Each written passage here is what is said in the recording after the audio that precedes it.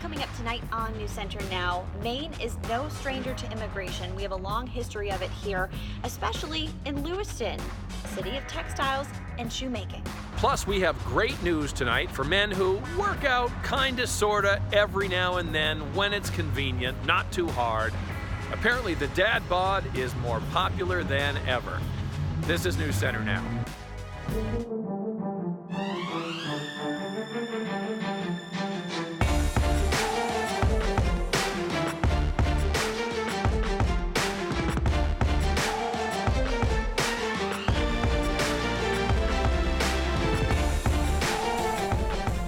Good Monday evening, everyone. I'm Lindsay Mills. And I'm Lee Nelson. Glad you're with us this evening. In the news, more than 200 asylum seekers have arrived in the city of Portland since last Sunday, and that number is expected to get higher. Right now, city officials do not have an exact figure for the cost, but the city manager estimates if all 60 of the families were to stay in Portland for a year, it would cost the city about $1.3 million to support them. Samantha York was in that meeting today and joins us now live with more. Hey, Sam. Hey guys, yeah, I'm live here outside of the Portland Expo, which is where a majority of those families are staying right now. And going back to that $1.3 million estimate, the city manager, John Jennings, was able to get that number by looking at how much money these families would be receiving per month if they qualified for the state's General Assistance Fund. He estimated about $1,500. Multiply that by the number of families in 12 months in a year. Again, that $1.3 million estimate. Now, there has been an outgrowing number of support from the community in the last week. The city's received more than $350,000 so far in donations from people around the state, and Jennings expects that number to grow. He says they received another $49,000 in checks just today. But as you mentioned, city officials still do not have an answer regarding cost. Jennings mentioned that city councilors might have to consider the possibility of letting some of its staff go to keep up. But they are working actively now to get those numbers for us. In the meantime, they're working on what they're calling phase 2 of their plan, which is finding temporary housing for these asylum seekers. And Sam, speaking of housing, do city officials know how much longer they expect those individuals to be staying at the Portland Expo? Well, the goal right now is to try to get everyone out of here within the next few weeks. City leaders are looking at a handful of options for temporary housing, including the former Naval Air Base in Brunswick, as well as the University of Southern Maine in Gorham, their campus. And actually, the president and CFO of Bowdoin College just offered their campus up for them as well. So Jennings said that this would all come with a cost, with food and security and maintenance. So the city is still trying to figure out which would be the best option. And speaking of cost, Jennings also mentioned in the meeting that while the city is always welcoming, he does take issue with Mayor Ethan Strimling's comment to the press about how kindness doesn't always come with a cost.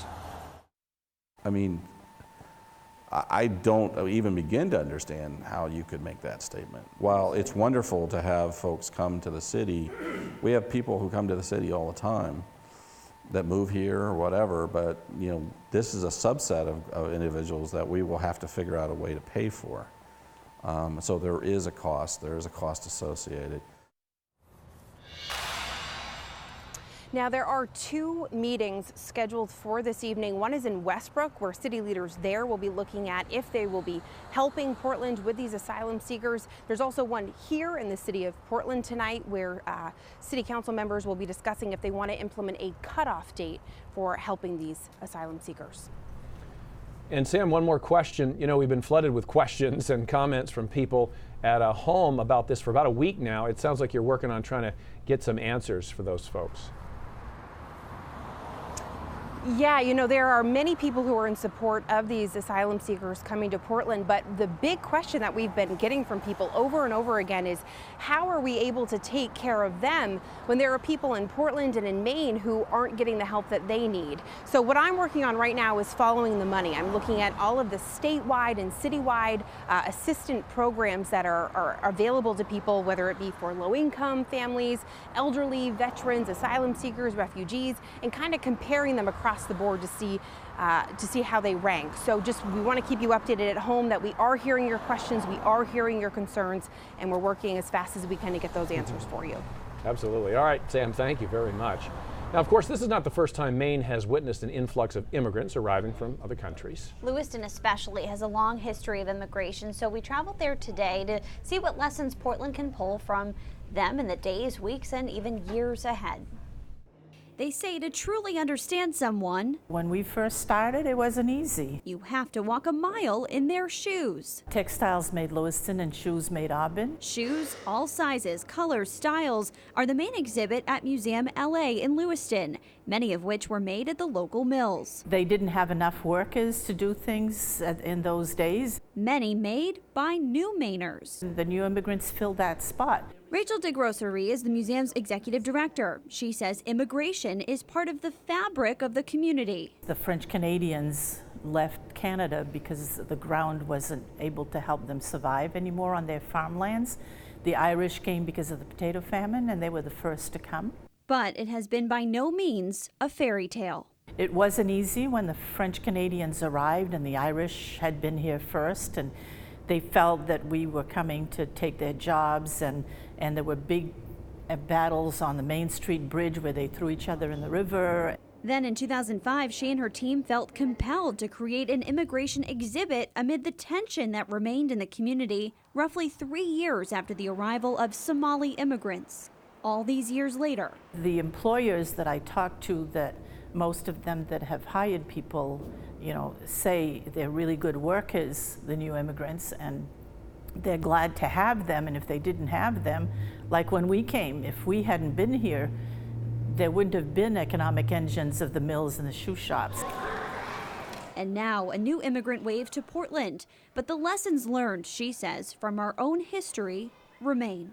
The new immigrants have to work hard to understand us and understand the community and country, and we have to understand why they're coming and what types of things we can do to help, because to me, this is why we became such a beautiful community. And it just so happens there's a Maine World Refugee Day celebration in Lewiston later this week.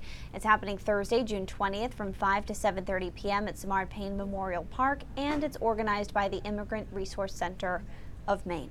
How convenient is that? Right, interesting timing. Yeah. For sure. We will have a lot more coverage on this at our website and mobile app in the days ahead. Absolutely. All right, let's talk about the weather now. Keith is in. The sun was in and up and hot, and it was great, Keith. You're looking tan. Yes, I've been out in the nice. sun. I have jealous. been out in You the keep sun. having to adjust your makeup. Yes. Because you're just. Yes. You're just I know tanning. I know it's not quite right. It's the best I can do. No, it's pretty close. It's pretty. I just know you've been struggling with it. Can't show me any weakness, then I get right in there. Cindy was helping him with his makeup game. It looks good. Got just a couple of clouds over northern Maine. That's about it. Most of us were sunny from start to finish today. A couple of showers have popped up there, 2 out towards Holton, and they've got an interesting trailing look to them. The striations correlated along with the clouds that are moving in that direction. Most of us, though, beautiful day, average high 74, 75 degrees. We got to 77 in Portland, 78 in Wiscasset. Watch, though, as we go from our high temperatures to our current temperatures, and a lot of us did sea breeze, and you could see the sea breeze on the radar. Down to 71 in Portland, 73 in Wiscasset, 73 in Rockland, and 60s in the mountains. Nonetheless, a nice late afternoon and early evening. Will be clear overnight tonight. Now, originally last week, mid this week looked really unsettled. I think it's better than that now. Most of the showers tomorrow, for example, are going to be to our south. So you can see there's some cloud cover certainly over southern coastal Maine, but guys, spatially, most of the state tomorrow and Wednesday will actually be in pretty good shape. So doing a little bit better than we thought we might do last week, which is always a good way to be wrong in weather. No argument there. Absolutely, Keith. Thanks. We'll see you in a bit with more.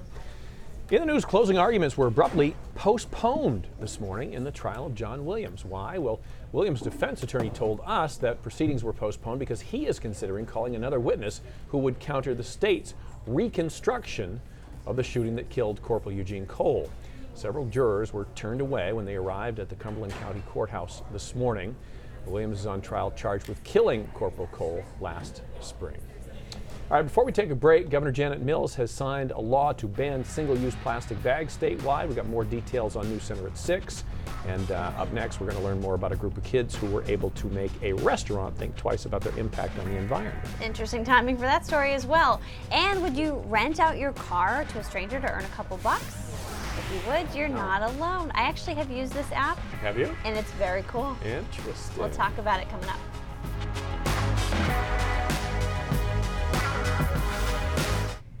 When you hear stories about smuggling, you tend to assume it's about drugs, but this is not the case. Right. No, Russian custom agents foiled an attempt over the weekend to smuggle more than 4,000 tortoises. Oh. Smugglers tried to move them from Kazakhstan into Russia in a trailer truck loaded with cabbage.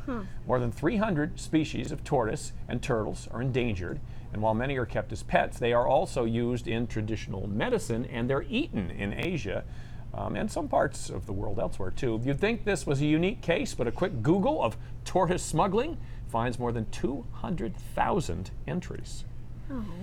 A Texas police officer got way more than he bargained for while on an animal call. He tried to capture and cage an aggressive pit bull by luring it into the backseat of his car, but it turns out the officer forgot to shut the door and the dog jumped inside. When the officer tried to get the dog out, it became aggressive, so the officer slammed the door, trapping it in the car. While inside, the dog ate all of his beef jerky that was stashed up front. Luckily, animal control officers arrived and took the pup into custody. There's no word yet, though, if there's any official charges, but we do know the dog is in the dog house for hijacking a police car and stealing those delicious snacks. Trouble. Yeah. A little bit. A class of fourth graders in Pennsylvania is getting some credit for making a pizza chain more eco-friendly. The kids managed to get Uno's Pizzeria and Grill to change its straw policy. Each student wrote a letter to Uno's CEO explaining how plastic affects the environment and wildlife, and he responded, changing the chain's straw policy for more than 100 restaurants. The new policy is that straws will be given out on demand only, and the kids celebrated their success with a pizza party from Yes, Uno. Very good. Makes sense. All right, how's your commute? Is it long? Is it short? We're going to look at which Mainers have the fastest path to work and the ones who don't as well. It'll be interesting. It's a big state. Plus, it won't be too long until we see Keith again. Stay tuned for his full forecast coming up.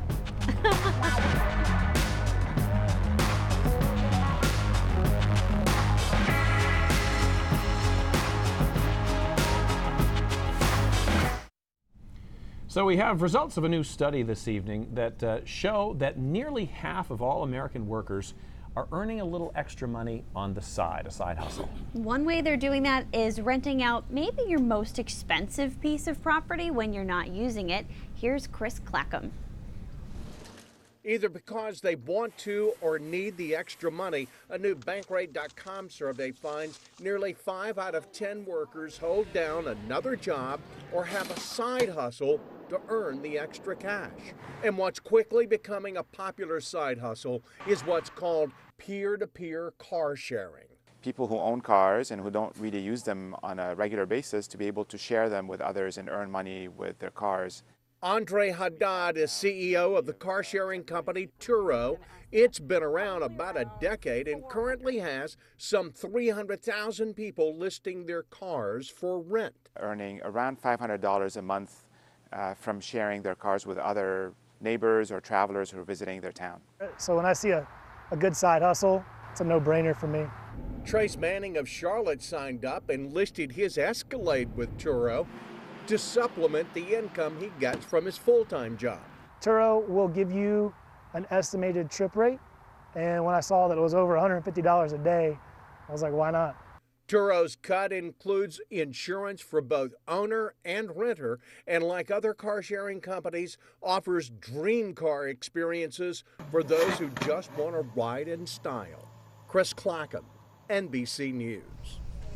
Meanwhile, car-sharing companies are facing major resistance from this $30 billion a year rental industry. In 34 state legislatures, including Maine, lawmakers have introduced or passed bills that would require companies like Turo to play by the rules established for rental car companies, paying the same taxes and following the same safety requirements as well.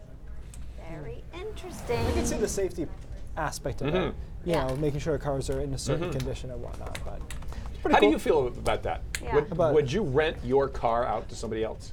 No, and I probably wouldn't rent somebody else's car just because I feel like you can get good rental deals now, like pretty cheap stuff, depending.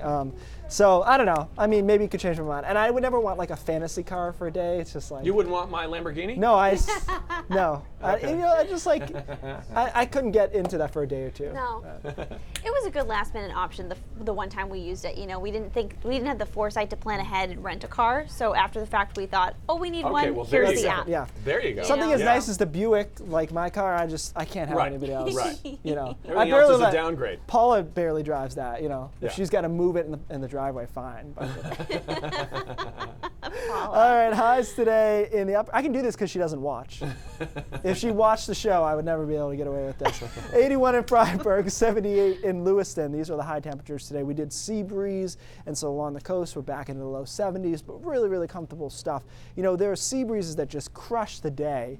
This wasn't one of them. It just knocked us back a few degrees, but still at 80 in Freiburg, 78 in Lewiston. Current dew points are low in the upper 40s and low 50s. Interesting, yesterday morning they got into the low 60s, and I went outside, it was cloudy, but it was a little sticky, very summery. Now the dew points have been suppressed back down into the low 50s. All right, here's a look at the visible satellite. We've got quite a bit of cloud cover over northern Maine. That's about it, though. The rest of the state is clear. Hour by hour forecast tonight, clear, temperatures dropping into the 50s, some 40s possible over northern Maine and the mountains. Now tomorrow, as I mentioned, originally looked like a pretty rough day, but it's trended south, south, south. So now we've got most of the showers down in Massachusetts and New Hampshire, and just a little of the cloud cover getting into the mid-coast. Notice, though, a good portion of the state is sunny through the day tomorrow, and even those areas that are cloudy along the coast should clear out tomorrow afternoon. So not actually a terrible day, and we stay dry. Now, Tuesday night, here comes a fog bank. It's cloudy through much of the day Wednesday, and then the showers will be confined to the mountains and foothills on Wednesday afternoon. So both of those days, although technically unstable, for most of the state were dry and not unpleasant. On Thursday afternoon into Thursday night, we gather a much more significant, much better organized storm system, and that moves in as a batch of rain for Friday. So Friday does look legitimately pretty rainy. It could be heavy rain. Little mini rain nor'easter on Friday. Isolated shower in the mountains largely on Saturday, most of us dry. And then Sunday looks good. Watch when we flip to the coast that it will be a nicer forecast. So over the weekend especially, the coast will be better than inland locations. Still no heat, but still, if we can carve out 2 weekend days, Yes. I'd be happy And with that's that. comfortable warmth.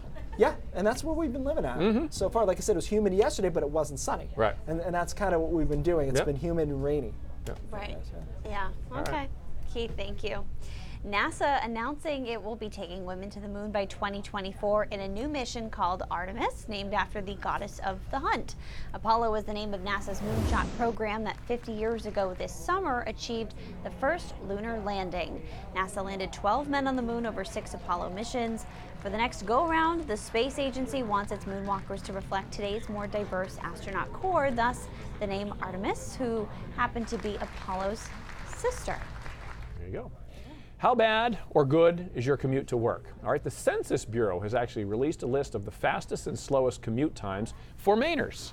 All right, people who live in Presque Isle, on average, have the quickest commute at just over 12 minutes. Rockland is second, Eastport is third. On the other end of the spectrum, Acton was actually the slowest with an average of 36 minutes. Raymond and Buckfield residents also have fairly long commutes on average, but long, of course, is all relative because big metro areas in other parts of the country have much longer commutes than we do, obviously. Yeah. All right, men, worry not. The love for the dad bod is at an all-time high. A new survey by Planet Fitness, which is based in New Hampshire, says the dad bod exudes more sexiness and confidence now than ever before. More than 23 million men identify as having a dad bod, about the same amount as this time last year, but this year 8% more men believe there is universal acceptance of it. A full 71% collectively, 78% of them, both men and women, say the dad bod is a sign of a man who is confident in his own skin. I would say confident with maybe aging too. Yeah. What I was as I was writing this story, I was trying to figure out how do you describe a dad bod? How do you describe a dad bod? My dad. I don't want to think about that, but I just think of him with his like high socks and the dad sneakers, you know, which the dad sneakers are in right now. It's insane. You totally avoided that question. You I know. Totally That was so side swerved that question so skillfully until I brought it up. But Well, I thought it was funny because the graphic showed a big beer belly, and I don't think of that that's as not a dad bod, right? Is it just a little soft? A little right? soft. A little soft. A little That's punch. how I would describe it. Right. Yeah. It's not my dad's bod, but. Glad we arrived at that.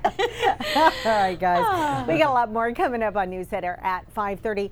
Iran is threatening, it's really turning up the rhetoric as the United States moves warships into that region, raising the possibility it might choke the key supply route for the world's oil. We're going to have more on this showdown with the Trump administration. And recently, the government imposed new regulations challenging the safety of the ingredients in our sunscreen. So what are we supposed to do with that? We're going to tell you what to look for and what to avoid on those ingredient labels. All ahead at 5:30. This is the time of year we're breaking out the sunscreen, so very important. It is time. I will see you guys in a bit. We're back with Brain Drops after this. I'm already mesmerized by your Brain Drops video. This one is cool. This is Uzbekistan, which I go on vacation there often. So what we're trying to show you is watch the straight line, watch the roof come off and the cars and motorcycles below it trying to dodge it. Obviously, terrifying footage. I would say the winds are 60 to 65 miles an hour. That's it? They're not much stronger than that.